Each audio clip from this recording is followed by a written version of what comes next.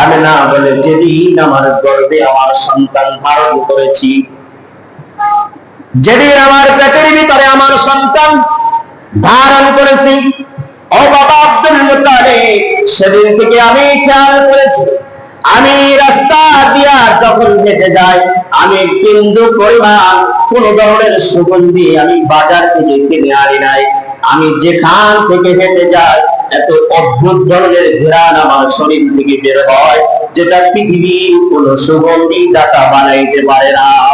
সুবহানাল্লাহ। Abdul Muttalib ছিলেন কুরাইশদের সর্দার, একজন লিডার। তো আব্দুল্লাহ রাস্তা দিয়ে যখন হেঁটে যায়, আরবের সুন্দরী রমণীরা, সুন্দরী নারীরা আব্দুল্লাহকে দেখার জন্য রাস্তার পাড়ে কিনারায় দাঁড়িয়ে থাকতেন। কেন?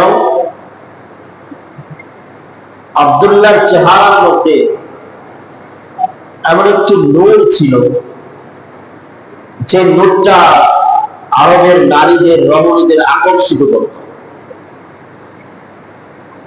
রাস্তা দিয়ে হেঁটে যায়, যে কোনো নারী তার জন্য পাগল হয়ে যায়, যে আমি আব্দুল্লাহকে বিবাহ করতে চাই, আমি চাই। অসংখ্য বিবাহের প্রস্তাব যখন আসলেন, আব্দুল মুত্তালিব তাদের মধ্যে থেকে একজনকে বাছাই করলেন, যার নাম হলো আমিনা।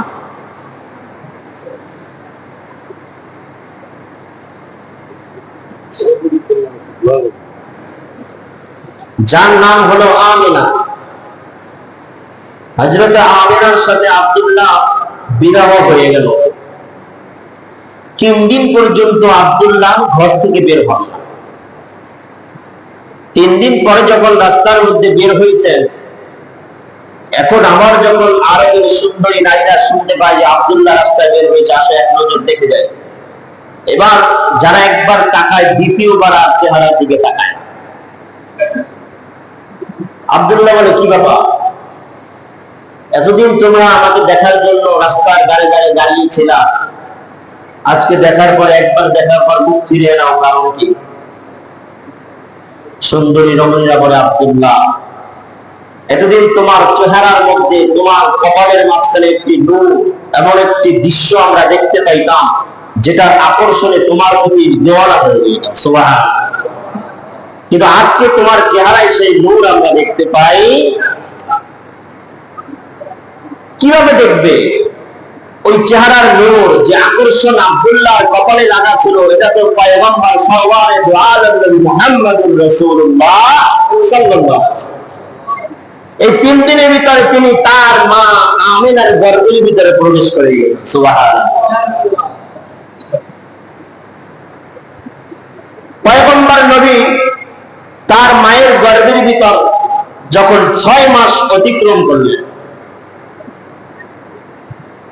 6 মাস হওয়ার পরে তার পিতা হযরত আব্দুল্লাহ ব্যবসার জন্য মক্কার দিকে, মদিনার দিকে রওনা করলেন। মদিনায় ব্যবসার জন্য যাওয়ার পথে তিনি অসুস্থ হয়ে মারা যান। কিন্তু তিনি ছিলেন তার মায়ের গর্ভের ভিতরে। কিন্তু বাবা 6 মাস তার মায়ের গর্ভে থাকা অবস্থায় হযরত আব্দুল্লাহ দুনিয়া থেকে বিদায়। আব্দুল্লাহ দুনিয়া থেকে বিদায় হওয়ার পরে হযরত আমিনা দুশ্চিন্তায় দিন কাটাইতে লাগলেন। একজন মহিলা, একজন মেয়ে, একজন বোন তখন এতটাই অসহায় থাকে, যদি তার গর্ভে কোনো সন্তান থাকা অবস্থায় তার স্বামী দুনিয়া থেকে মারা যায়, এর মতো অসহায় মহিলা পৃথিবীতে আর কেউ থাকতে পারে না। ঠিক না বেটি? তো আমিনার দুশ্চিন্তা হয়ে গেল, আমার গর্ভে আমার সন্তান, স্বামী দুনিয়া থেকে চলে গেছে, আমার কত গোপন কথা, কত সমস্যার কথা, যেটা স্বামী ছাড়া কাউকে বলা যায় না, কার কাছে বলবো? দুশ্চিন্তায় হয়ে গেল। আমিনা রাস্তা দিয়ে হেঁটে যায়, আরবের মক্কা নগরীর সমস্ত মানুষ আমিনার পাশ দিয়ে হেঁটে যায়। আর আমিনার শরীর থেকে, দেহ থেকে এত সুন্দর সুন্দর ঘ্রাণ পাওয়া যায়। আর বাসীরা বলেন, মুত্তালিব, তোমার সন্তান আব্দুল্লাহকে বিবাহ দিলা, সন্তানকে নিয়ে তুমি বিদায় নিয়েছে, তোমার পুত্র দুনিয়ায় আছে। আমার আরববাসীর নিয়ম হলো, স্বামী যদি মারা যায় 1 বছর পর্যন্ত স্ত্রী কোন ধরনের পারফিউম আতর ব্যবহার করতে পারবে না। আব্দুল্লাহ মারা গেছে, তার স্ত্রী রাস্তার মধ্যে বের হয়, আতর বের করে, গায়ের মধ্যে দেহর ভিতরে সুগন্ধি ব্যবহার কইরা আমিনা রাস্তা দিয়ে হেঁটে যায়। আরবের মক্কাবাসীরা সবাই তার শ্বশুর আব্দুল মুতালিবের কাছে বিচার দিলেন। আব্দুল মুতালিব লজ্জিত হইয়া পুত্র বধূকে ডাক দিলেন, আমার কলিজার টুকরা সন্তানের স্ত্রী, ও আমিনা, শোনা, তোমার কাছে একটা কথা জিজ্ঞাসা করতে চাই। কি ব্যাপার বাবা, বলেন না। বলেন, ও আমিনা, আমাদের আরবের ভিতরে নিয়ম হলো, স্বামী যদি মারা যায় স্ত্রী 1 বছর পর্যন্ত কোন ধরনের পারফিউম সুগন্ধি ব্যবহার করতে পারে না।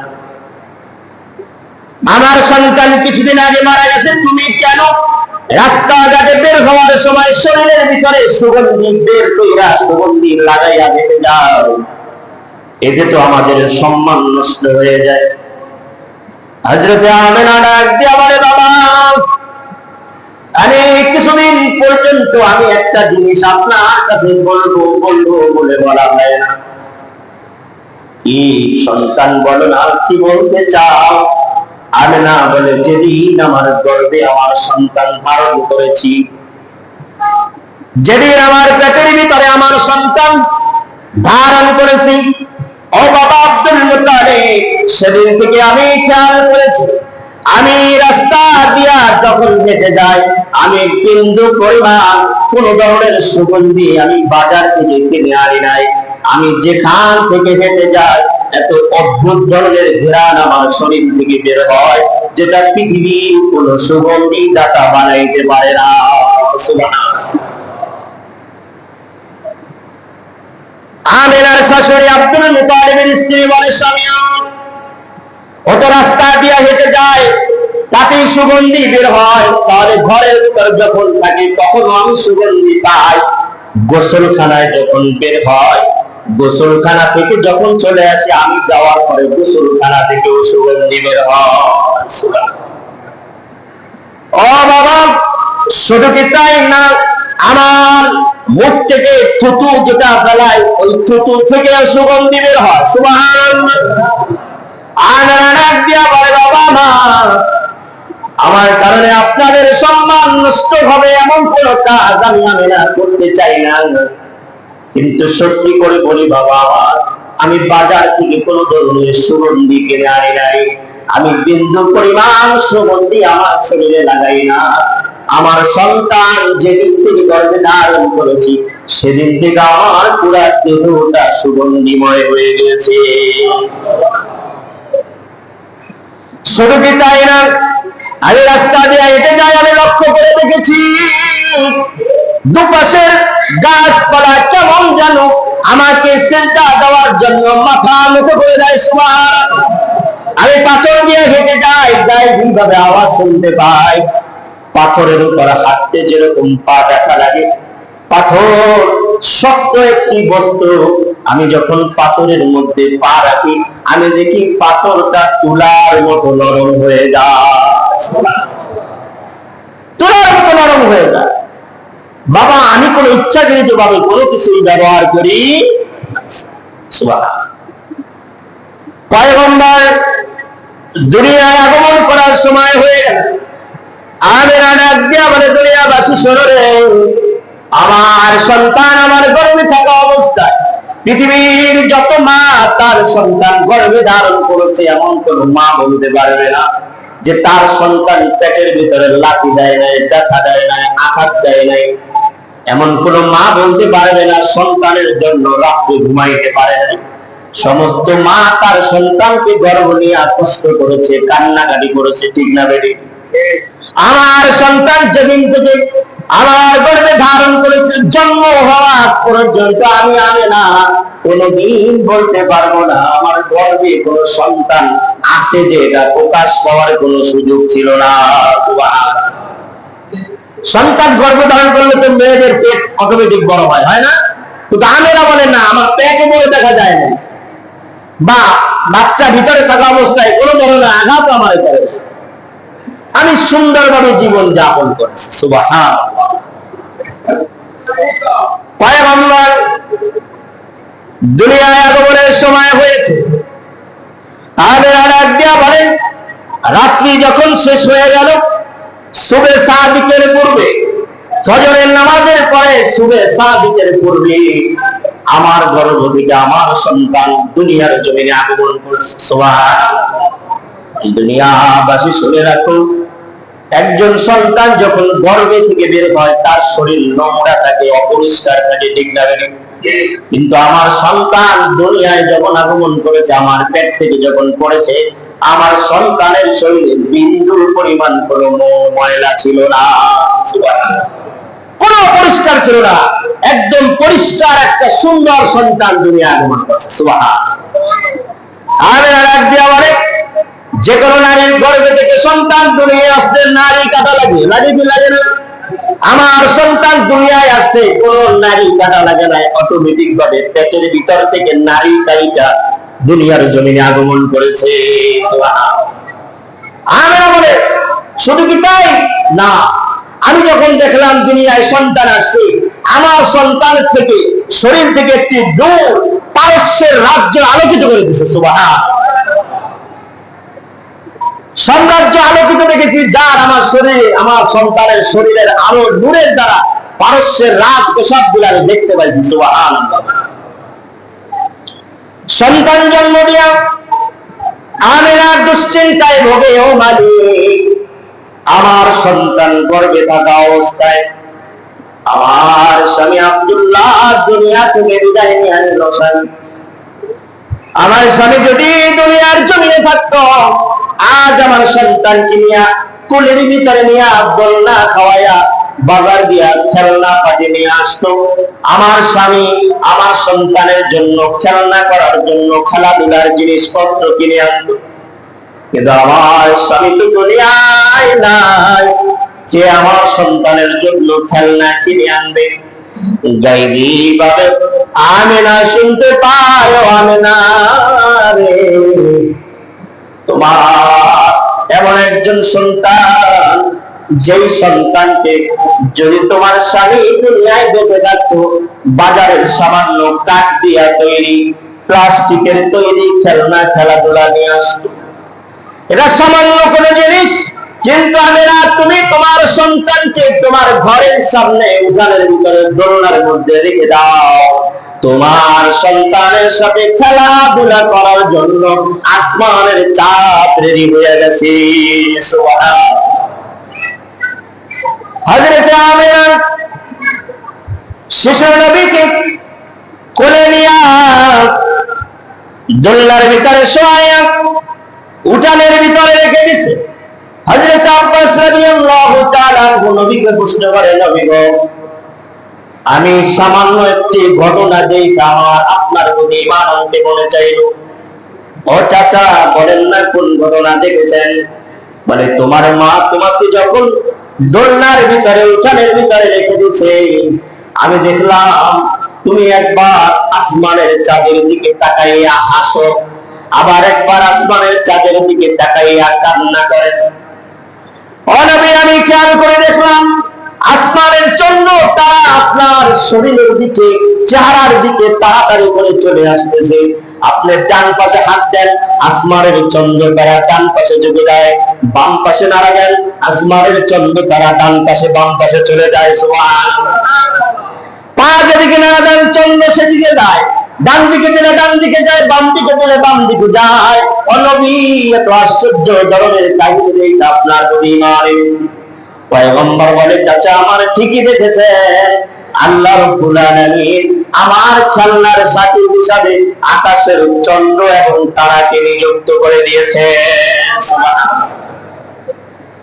আকাশের সাহাবারা নবীর সাথে খেলাধুলা করছে। নবী ডান পাশে হাত দিলে ওই হাতের ইশারায় চাপ তারা ডান পাশে চলে যেত, বাম পাশে দিলে চাপ বাম পাশে চলে যেত। সুবহানাল্লাহ। ত্রিভুবনের প্রিয় মুহাম্মদ এলো রে দুনিয়ায়, আয়ের সাগর আকাশ বাতাস দেখবি যদি আয়। নবী এরকম লালন পালন শুরু করলেন। আমিনা দুশ্চিন্তায় বললেন যে আমার স্বামী নাই, কে আমার সন্তানকে লালন পালন করবে? আরবের তখন একটি রীতি ছিল, কি রীতি? যে শহরে যারা জন্মগ্রহণ করত, জন্মগ্রহণ করার পরে তাদের সন্তানকে গ্রামের বা মরুভূমির দেশে পাঠাই দিতেন। কি কারণে পাঠাইতেন? যে মরুভূমি বা গ্রামের দিকে থাকলে সন্তান পুষ্টি শক্তিশালী হয়, স্বাস্থ্য ভালো থাকে। শহরে অঞ্চলে থাকলে শক্তিশালী সন্তান হয় না। এই জন্য ওই দেশের রীতি ছিল তখন যে সন্তানকে কিছুদিনের জন্য গ্রাম অঞ্চলে পাঠিয়ে দিতেন। সেই রীতি অনুযায়ী আল্লাহর পয়গম্বরকে গ্রামে কোন একজন মহিলার কাছে পাঠানোর জন্য তার পরিবার চিন্তা করলেন।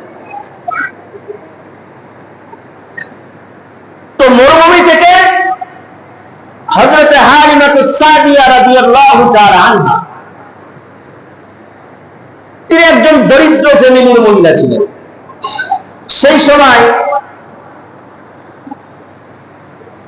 দুর্ভিক্ষর জামানা হয়েছিল। তিনি চিন্তা করলেন এই দুর্ভিক্ষের সময় আমরা যদি মক্কা থেকে কোন একজন শিশুকে দুধ পান করার জন্য নিয়ে আসি, এরপরে দুধ পান করানোর পরে তার পরিবার থেকে আমাদের কিছু অর্থ করে দিলে এটা থেকে আমরা উপকার হব। এই চিন্তা ফিকির করলেন। চিন্তা ফিকির কইরা তার স্বামীকে নিয়া এবং তার দল সাথী নিয়া মক্কার দিকে রওনা করলেন।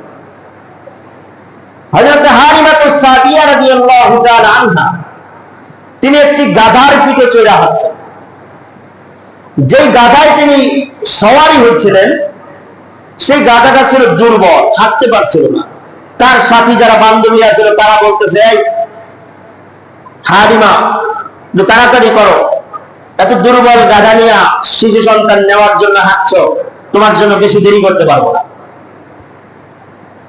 তো হালিমাতুস সাদিয়া রাদিয়াল্লাহু তাআলা তার গাধা দুর্বল হওয়ার কারণে তিনি সবার পিছনে পড়ে গেছে।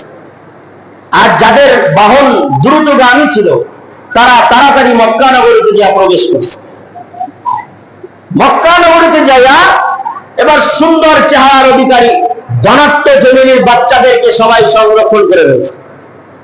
যারা কাফেলায় ছিল সবাই যে যে পরিবারের ধনাঢ্য ব্যক্তি এদের বাচ্চাদেরকে নিছে যে আমরা দুধ পান করাইয়া 2 বছর পর দিয়া যাব।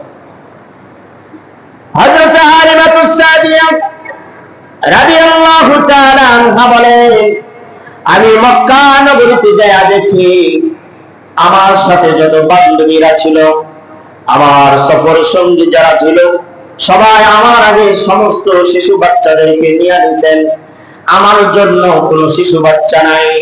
কে জানো ঘর থেকে আওয়াজ দিয়ে বলে, ও হালিমা, এই ঘরে একজন শিশু সন্তান আছে, যার বাবা দুনিয়ায় নাই, সে কিন্তু এতিম শিশু সন্তান। তুমি যদি তাকে দুধ পান করানোর জন্য নাও, তোমাকে বিনিময়ে কিন্তু বেশি কিছু দেওয়া যাবে না, সামান্য কিছু দিতে পারো। হযরত হালিমাতুস সাদিয়া রাদিয়াল্লাহু তাআলা আনহা স্বামীকে ডাক দিয়া বলে, স্বামী আমার, এত দূর সফর করে আসলাম, আবার যদি খালি হাতে আমরা চলে যাই বিষয়টা কেমন হয়ে যায়? ও স্বামী, যেটা পাইছি, যেই সন্তান পাইলাম, এই সন্তান নিয়ে আমরা যাই, যা পাবো এতেই আমরা সন্তুষ্ট থাকবো। আল্লাহু আকবার। হালিমাতুস সাদিয়া রাদিয়াল্লাহু তাআলা শিশু নবীকে বুকের মধ্যে জড়ায়া কোলের মধ্যে নিয়া এবার গাধার পিঠে যখন উঠেছে, হযরত হালিমা ডাক দিয়া বলে, দুনিয়াবাসী শোনো রে, আমার সন্তান মুহাম্মদ, আমার সন্তান মুহাম্মদকে যখন আমার বুকের ভিতরে জড়ায়া ধরছি, আমার 2টা স্তনে কোনো ধরনের দুধ ছিল না। আমার সন্তানকে বুকে জড়ায় ধরার সাথে সাথে আমার স্তন 2টা দুধে পরিপূর্ণ হয়ে গেছে। নিশ্চিন্তে আমার এক সন্তান দুইটা সন্তান, এক পাশে মুহাম্মদ আর এক পাশে আমার নিজের গর্ভের সন্তান, দুই পাশে দুই সন্তান দুধ পান করেছে। ও দুনিয়াবাসী শোনো রে, আমি যে সওয়ারির মধ্যে হইয়া যেই গাধার পিঠে আইসা আমি মক্কায় এসেছি, আমি যখন আমার সন্তান মুহাম্মদকে নিয়ে গাধার পিঠে উঠেছি, এবার আমার গাধার সওয়ারিটা আরো দ্রুতগামী হয়ে গেছে। সফর সঙ্গী যারা ছিল বলে, হালিমা এটা কি সেই গাধা যেই গাধা নিয়ে আমাদের সাথে তুমি মক্কা এসেছো? বলে হালিমা, বলে হ্যাঁ। তাহলে কিভাবে এত দ্রুতগামী হইয়া তুমি আমাদের সামনে চলে যাও? ও দুনিয়াবাসী শোনো, আমি যখন মুহাম্মদকে গাধার পিঠে চড়াইয়া আমি যখন আমার বাড়ির দিকে রওনা করলাম, আমার সফর সঙ্গী সবার আগে আমি আমার মুহাম্মদকে নিয়ে বাড়ি চলে গিয়েছি। সুবহানাল্লাহ, পয়গম্বরকে নিয়ে বাড়ি চলে গেছে। এবার হযরত হালিমাতুস সাদিয়া, তিনি তার বকরির রাখাল ছিল, উট ছিল, যাদের ওলান বা স্তনের দুধ ছিল না। মুহাম্মদ সাল্লাল্লাহু আলাইহি ওয়াসাল্লাম তিনি বাড়িতে যাওয়ার সাথে সাথে বকরির ওলানে পরিপূর্ণ দুধ চলে আসলো, উটের ওলানে পরিপূর্ণ দুধ চলে আসলো। সুবহানাল্লাহ। হালিমাতুস সাদিয়া বলে, মুহাম্মদ আমার ঘরে আসার পরে আমার সব দিকে বরকতে পরিপূর্ণ হয়ে গেছে। সুবহানাল্লাহ। এরকম 2 বছর পর্যন্ত নবীকে হযরত হালিমাতুস সাদিয়া দুধ পান করেছে। 2 বছর পর রীতি অনুযায়ী তাকে আবার বাড়িতে দিয়ে আসতে হবে। আবার বাড়িতে দিয়ে আসার জন্য চলে গেল। যে হালিমাতুস সাদিয়া আমেনাকে বলতেছে, আমেনা, তোমাদের এই শহর অঞ্চলে তো দুর্ভিক্ষ, অসুস্থতা, বিভিন্ন রোগ বালাই আছে, তোমার সন্তান আর কিছুদিন আমার কাছে থাকুক। তার উদ্দেশ্য হইল যে মুহাম্মদ যদি আমার কাছে আর কিছুদিন থাকে তাহলে আমাদের সংসার আরো একটু উন্নতি হবে। সে তার মায়ের কাছ থেকে এরকম কিছু পরামর্শ দিয়ে আবার নিয়ে আসছে। পয়গম্বরকে আবার হালিমাতুস সাদিয়া রাদিয়াল্লাহু তাআলা আনহু যখন বাড়ির মধ্যে নিয়ে আসলেন, 1 বছর, 2 বছর, 3 বছর, চতুর্থ বছর যখন নবীজির বয়স, 4 নম্বর বছর যখন নবীর বয়স হয়ে গেল, এবার আল্লাহর পয়গম্বর তার কিছু বন্ধু, তার কিছু খেলার সাথীদেরকে নিয়ে বকরি চড়ানোর জন্য মাঠে গেলেন। কিছু খেলার সাথী দেখতে পায় আসমান থেকে কিছু সাদা পোশাকধারী কে যেন আয়েশা আমার ভাই মুহাম্মদকে জমিনের মধ্যে শোয়া দিল। এবার খেলার সাথীরা দেখে মুহাম্মদ সাল্লাল্লাহু আলাইহি ওয়াসাল্লামকে কারা যেন আসমান থেকে আয়েশা জমিনের মধ্যে শোয়া দিল। শুধু কি শোয়া দিল না, একদম গলা থেকে শুরু করে ওপেন হাত একদম সিনাটাকে একদম কেটে ফেললেন। ফাইরা ফাইলা ভিতর থেকে কি যেন একটা মাংসের টুকরা বের করলো। মাংসের টুকরা একটা স্বর্ণের পাতিলের মধ্যে রাখলেন। এবার জমজমের পানি দিয়া ওই মাংসের টুকরাটারে ধৌত কইরা আবার দেহের ভিতরে ঢুকাইয়া আবার সেলাই করে দিলেন। এবার খেলার সাথীরা দৌড়ে হালিমার কাছে চলে গেল। ও হালিমা, তোমার পালক পুত্র, তোমার দুধ সন্তানকে মুহাম্মদকে কারা যেন জবাই করা, হত্যা করে ফেলতেছে। আর হালিমাতুস সাদিয়া রাদিয়াল্লাহু তাআলা দৌড়ে আয়েশা দেখে মুহাম্মদ সাল্লাল্লাহু আলাইহি ওয়াসাল্লামের চেহারা মলিন হয়ে গেছে। জিজ্ঞাসা করে, বাবা আমার কি হয়েছে তোমার, বলো। বলে, মা, তারা যেন আমার শরীরটাকে একদম ওপেন হার্ট সার্জারি করে ফেলছে। আল্লাহর পয়গম্বর বলেন, ওই সময় আমার শরীর থেকে জিবরাইল আলাইহিস সালাম আসমান থেকে আয়েশা ফেরেশতাদেরকে নিয়ে আমার বুকটা সিনাটাকে ফাইরা ফেলছে। এবার ভিতর থেকে কলবটাকে বের করছে। আল্লাহর নবী বলেন, ওই তখন কলবটাকে এই জন্য পরিষ্কার করেছিল, ওই অংশটুকু ছিল শয়তানি অংশ, যেন কোন প্রকার শয়তান আমার নবীকে ওয়াসওয়াসা দিয়া কোন গুনাহের কাজে লিপ্ত না করাইতে পারে। এই জন্য প্রথমবার 4 নম্বর বছরে আল্লাহর নবীর সিনাটাকে চাপ করা হয়েছে। সুবহানাল্লাহ। এখন যে ওপেন হার্ট সার্জারি করে না, এই ওপেন হার্ট সার্জারি তো ডাক্তারি বইরা শিখছো। এই ওপেন হার্ট সার্জারি আল্লাহ আসমান থেকে জিবরাইলের মাধ্যমে নবীকে আগে থাকতে করে দিয়েছে। সুবহানাল্লাহ। 4 বছর যখন বয়স, নবীর ওপেন হার্ট সার্জারি হয়েছিল। ভিতর থেকে কলব বের কইরা আল্লাহর নবীকে জমজমের পানি দিয়া ধুইয়া আবার ভিতরে ঢুকে সেলাই করে দিয়েছে। সুবহানাল্লাহ। এবার হযরত হালিমাতু সাদিয়া রাদিয়াল্লাহু তাআলা তিনি আতঙ্কিত হইলেন যে এরকম যদি আরো ঘটনা করে অন্যের সন্তান আমি নিয়ে আসছি বিপদে পড়ে যেতে পারে। তো তিনি কি করলেন, তাড়াতাড়ি মুহাম্মদ সাল্লাল্লাহু আলাইহি ওয়াসাল্লাম তুমি তার মায়ের কাছে দিয়ে আসলেন। মায়ের কাছে যখন দিয়ে আসছে বলে নাও তোমার সন্তান তোমার কাছে রেখে দাও। এবার মায়ের কাছে 4, 5, 6 বছর যখন বয়স, 6 বছর যখন বয়স তখন হযরত আমিনা শিশু নবী মুহাম্মদ সাল্লাল্লাহু আলাইহি ওয়াসাল্লামকে সাথে নিয়ে এবং তাদের একজন দাসী ছিল উম্মে আইমান, তাকে নিয়ে তার স্বামী হযরত আব্দুল্লাহর কবর জিয়ারতের উদ্দেশ্যে গেছে। কিতাবের ভিতরে পাওয়া যায় আব্দুল্লাহর কবর জিয়ারতের উদ্দেশ্যে যখন গেছেন তখন নবীজির বয়স ছিল মাত্র 6 বছর। যাওয়ার পথে আমিনা অসুস্থ হইয়া সেখানেই মারা যায়। আল্লাহর নবী বাবা হারা হয়ে গেলেন, মা হারা এতিম সন্তান হয়ে গেলেন। দাসী আইমান পয়গম্বরকে নিয়ে আবার আরব দেশে মক্কা নগরীতে আইসা তার দাদা আব্দুল মুতালিবের কাছে বুঝাইয়া দিলেন, ও আব্দুল মুতালিব, আপনার পুত্রবধূ তার স্বামীর কবর দেখার জন্য জিয়ারতের জন্য বের হয়েছিল, কিছুদূর যাওয়ার পরে অসুস্থ হইয়া মারা গিয়েছে, আমরা সেখানে দাফন করে দিলাম। ও আব্দুল মুতালিব, এই নেন আপনার নাতি, আপনার নাতিকে আপনার হাতে বুঝাইয়া দিলাম। আল্লাহর পয়গম্বরকে আব্দুল মুতালিব বুকের মধ্যে জড়ায়া চোখের পানি ছেড়ে ছেড়ে কান্দে আর বলে, আয় নাতি রে, তোমার তো দুনিয়ার মা নাই বাবা নাই, এতিম সন্তান, আমার পয়গম্বরকে বুকে জড়ায়া এত ভালোবাসা এত আদর সোহাগ দেখাইতেন আব্দুল মুতালিব। আব্দুল মুতালিব বলে, আমার 10 জন সন্তান, ওই 10 জন সন্তানকে যত না ভালোবাসতাম আমার নাতি মুহাম্মদকে তার থেকে বেশি ভালোবাসি, তার থেকে বেশি ভালোবাসা দিয়েছি। আব্দুল মুতালিব বাইতুল্লাহর দায়িত্বশীল ছিলেন, তিনি বাইতুল্লাহ দেখাশোনা করতেন। তার জন্য বাইতুল্লাহর অপর পাশে একটি বিছানা বিছানো থাকতো, এখানে শুধু তিনিই বসে থাকতেন, ওখানে তার কোনো সন্তানও বসতে পারতো না।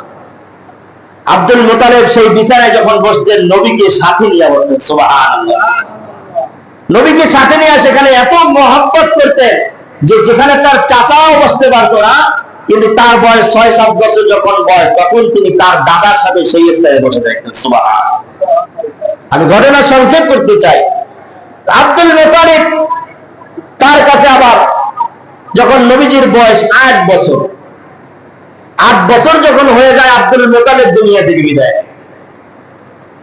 নবী গর্ভে থাকা অবস্থায় 6 মাস অবস্থায় বাবা বিদায় নেয়, দুনিয়ায় আসার 6 বছর পরে মা বিদায় নেয়, এবার দুনিয়ায় আসার 8 বছর পরে তার দাদা আব্দুল মুতালিব দুনিয়া থেকে বিদায় নেয়।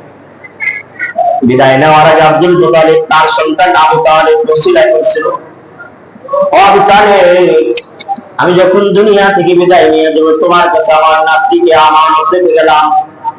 ও আবু তালেব, আমি দুনিয়া থেকে বিদায় নেওয়ার পরে আমার নাতি মুহাম্মদকে যেন কেউ ফুলের টোকাও না দিতে পারে, কোন ধরনের আঘাত যেন না করতে পারে, আমার এই নাতিকে তোমার কাছে আমানত হিসাবে রেখে গেলাম। আব্দুল মুতালিব দুনিয়া থেকে বিদায় নেওয়ার পরে পয়গম্বর সরওয়ারে দো আলম নবী মুহাম্মদুর রাসূলুল্লাহ সাল্লাল্লাহু আলাইহি ওয়াসাল্লাম তার আপন চাচা আবু তালেবের নেতৃত্বে তিনি বসবাস শুরু করেন, তার লালন পালনে বসবাস শুরু করেন, তার লালন পালনে বসবাস শুরু করেন। এবার নবীজি যখন আবু তালেবের সংসারে বা তার কাছে যখন লালন পালন শুরু করে, নবীর বয়স যখন 10, 11 বা 12 বছর যখন বয়স হয়ে গেল তখন আবু তালেব নবীর প্রতি এত ভালোবাসা যে নবীকে রাইতে আবু তালেব কোথাও যাইতেও পারে না, তার থেকে পৃথক হইতে পারে না। কিন্তু আবু তালেব তিনি তো ব্যবসায়িক ছিলেন, আরবের সব মানুষই ব্যবসায়িক ছিলেন, সে ব্যবসা করার জন্য সিরিয়ায় যাবে, কিন্তু পয়গম্বরকে শিশু ছোট মুহাম্মদকে কার কাছে রেখে যাবে সিদ্ধান্ত নিতে পারতেছে না। তো তিনি কেন কি তার সাথে কইলেই সিরিয়ার উদ্দেশ্যে রওনা করলেন। সিরিয়ার কাছাকাছি জায়গায় যাইয়া যাত্রা বিরতি দিলেন আবু তালেব, বললে আজকে রাত্রে আমরা এখানে রাত্রি যাপন করব, কালকে আবার রওনা করব। ওখানে যাইয়া যখন তাঁবু টানাইলে, যে স্থানে তাঁবু টানাইছেন ওই স্থানে একজন খ্রিস্টান পাদ্রী ছিল, খ্রিস্টানের আলেম। ওই খ্রিস্টান পাদ্রী এই পর্যন্ত যত ব্যবসায়ী কাফেলা এখান থেকে গেছে কাউকে তিনি স্বাগতম জানায় নাই, কারো কাছে যায় নাই। কিন্তু আবু তালেবের কাফেলা যখন তার বাড়ির সামনে যখন তাঁবু টানাইলো, খ্রিস্টান পাদ্রী গির্জা থেকে নাইমা আবু তালেবের কাফেলার ভিতরে প্রবেশ করে নিয়েছে। সুবহানাল্লাহ। এবার খুঁজে খুঁজে শিশু নবী মুহাম্মাদের কাছে হাজির হয়ে ডাক দিয়া বলে, এই সন্তানটা কার বলো না? আবু তালিব বলে, আমার আপন ভাই আব্দুল্লাহর সন্তান। বলে, ও আবু তালিব, তুমি কেন এই সন্তানকে নিয়ে ব্যবসার উদ্দেশ্য বের হইলা? বলে, কেন, কি সমস্যা?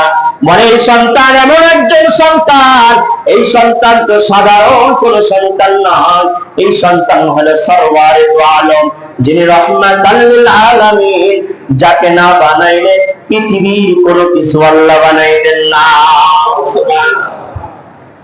কিভাবে বুঝলেন আপনি এটা সেই সন্তান? খ্রিস্টান পাদ্রী ডাক দিয়া বলে, আবু তালেব, এতদিন পর্যন্ত যত ব্যবসায়ী কাফেলা এই স্থান থেকে হেঁটে গেছে, কোন কাফেলার জন্য গাছের পাতা পাতা নড়াচড়া করে নাই, কোন কাফেলার জন্য পাথর গুলার মতো হয়ে যায় নাই। তোমার কাফেলা যখন এখান থেকে রওনা হয়েছে, আমি দেখতে পাইলাম দুই পাশের গাছ তোমার কাফেলার দিকে দৃষ্টি কইরা সিজদায় নত হয়ে গেছে। সুবহানাল্লাহ। সমস্ত কিছু তোমার কাফেলার দিকে নত হয়ে গেছে, সিজদায় নত হয়ে গেছে। আমি আমার কিতাবে পড়ে দেখলাম এমন একজন পয়গম্বর দুনিয়ায় আগমন করবে, যার আগমনে সমস্ত কিছু সিজদায় নত হয়ে যাবে, তার সম্মানার্থে সমস্ত কিছু নত হয়ে যাবে। শুধু কি তাই, এবার পাত্রী নবীজির পিঠের ভিতরে দেখাইয়া দেখে, নবীজির পিঠের ভিতরে নবুয়তের মোহরের সিল লাগানো দেখতে পায়। সুবহানাল্লাহ। দেখেন নবুর পিঠের ভিতরে নবুয়তের সিল মোহর দেখা যায়। বলে, আবু তালেব সাবধান, তোমার এই ভাতিজাকে নিয়ে আর এক পাও সিরিয়ার দিকে রওনা হবে না। যদি সিরিয়ার মুশরিকরা, সিরিয়ার ইহুদিরা যদি জানতে পারে যে এটাই মুহাম্মদ, এটাই সর্বকালের সেরা মানব, সৃষ্টিজীবের সেরা সৃষ্টি, যদি এরা জানতে পারে, তাকে নবুয়তি পাওয়ার আগেই হত্যা করে ফেলবে। খবরদার, তাকে এখান থেকে তুমি বাড়ির দিকে নিয়ে যাও। সুবহানাল্লাহ। আবু তালেব তখন তার কিছু কর্মীদেরকে দিয়া আবার মক্কা নগরী পাঠিয়ে দিলেন।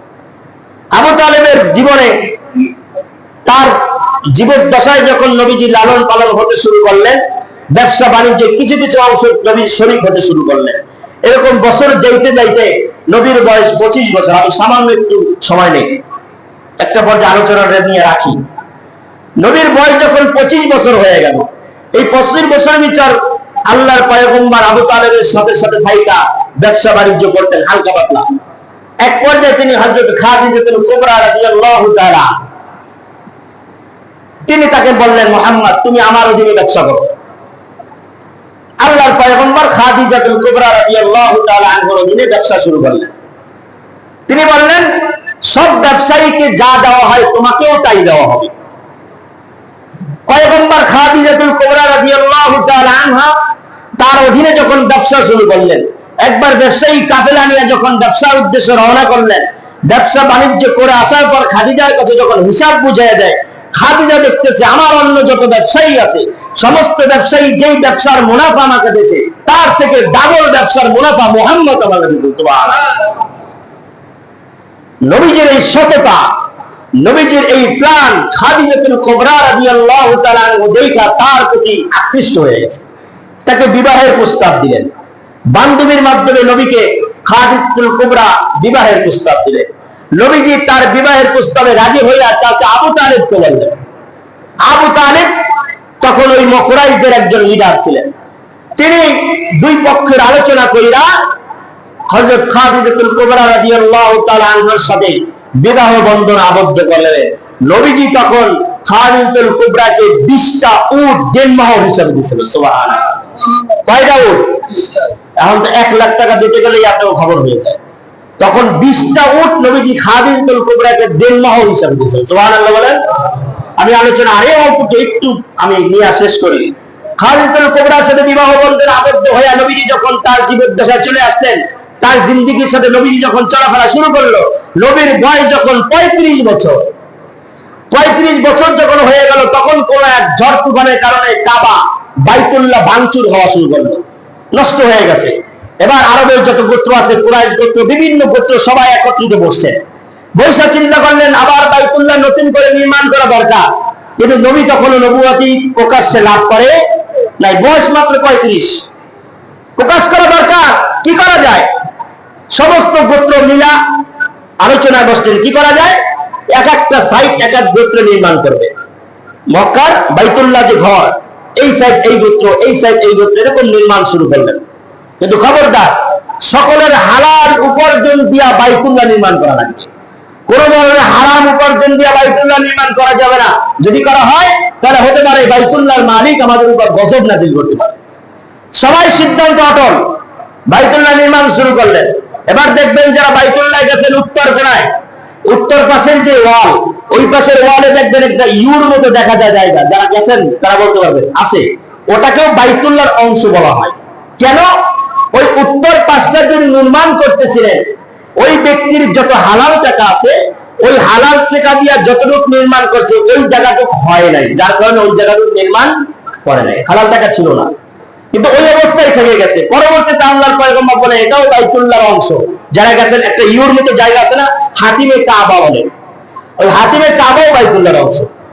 তো যখন নির্মাণ শুরু হয়ে গেল চতুর্পাশ, এবার হজরে আসওয়াদ যেটা চুম্বন দিলে জীবনের গুনাহ মাফ হয়ে যায়, ওই পর্যায়ে যখন চলে আসছে, এবার সমস্ত গোত্র বলে না এই হজর আসওয়াদ আমরা নির্মাণ করব।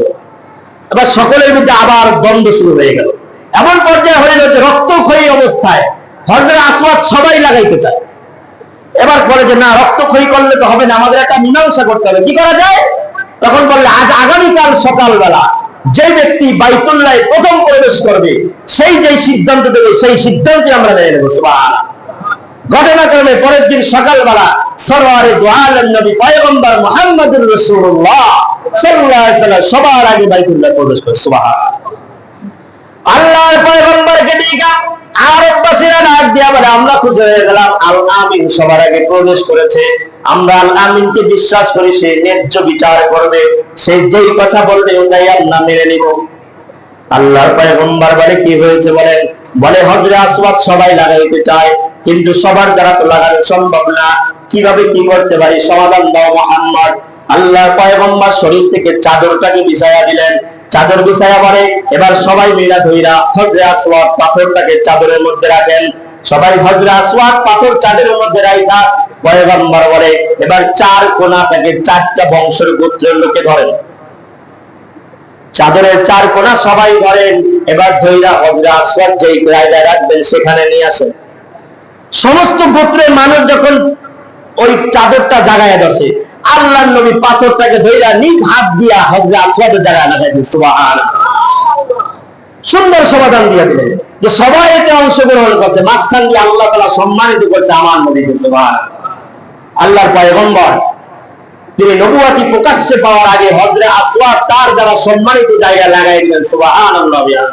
সম্মানিত মুসাল্লিয়ান ইকরাম, আমি গত জুমায় বলেছিলাম যে পুরা রবিউল আউয়াল মাস নবীর জীবন নিয়ে আলোচনা করব। আমরা এই পর্যন্ত আসতে পারলাম যে নবীর বিবাহ হয়ে গেল, নবীর শিশুকাল চলে গেল, এবং নবীর বিবাহের পর 35 নম্বর বছরে আইসা আল্লাহর নবী কাবা ঘর নির্মাণ করার সহযোগিতা করেন এবং হজরে আসওয়াদ নিজ হাত দিয়ে লাগান। মনে থাকবে ইনশাআল্লাহ। ইনশাআল্লাহ আগামী জুমায় এর পরের থেকে আলোচনা করবো ইনশাআল্লাহ।